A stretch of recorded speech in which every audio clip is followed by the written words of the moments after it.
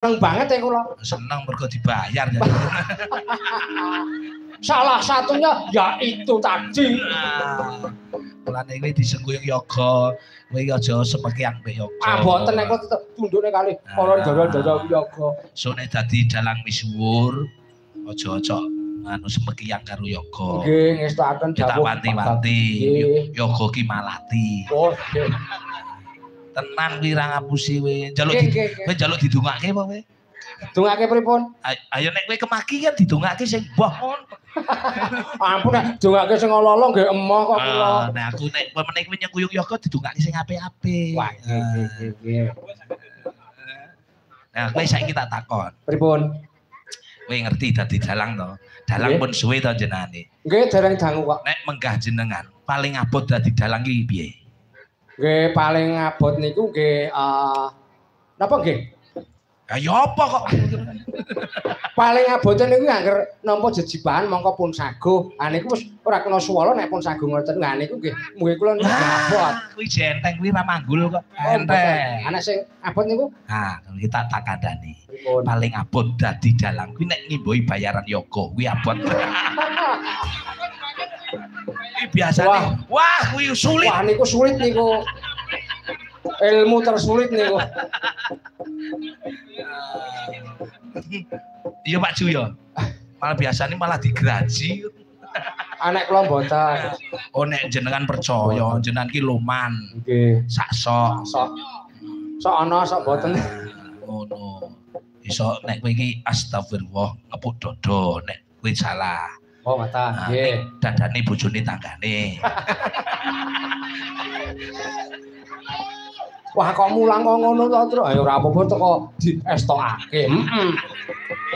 Oh, kandhane apik lho. Lha ki yo piwucal sing becik nggih, Mas nggih. Oh, paling apik lho. Kowe bebojoan. Nggih. Sing kok delok ikan atine. Ati. Nah, kuwi soalé kanggo sajeke. Gareng ati ki ketutupan dodo sing dijawab dadane. Nah, betul. Ngencing tak grayangi dadane nih.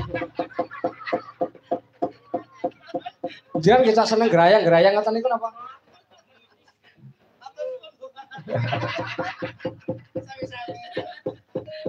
Mangga pun basutaken Mbak Indah. Catetan sajroning ati nyatan nuntun saya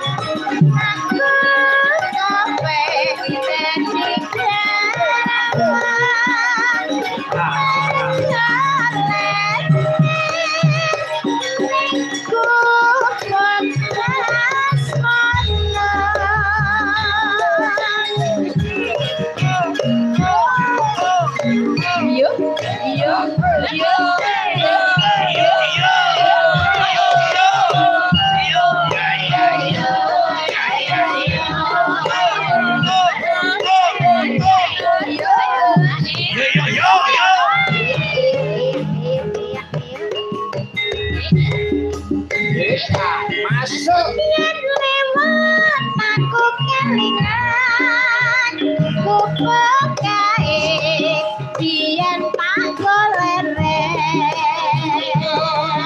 ing cekak kampak tulisan warna abang tanda kasih sayang kupok asmara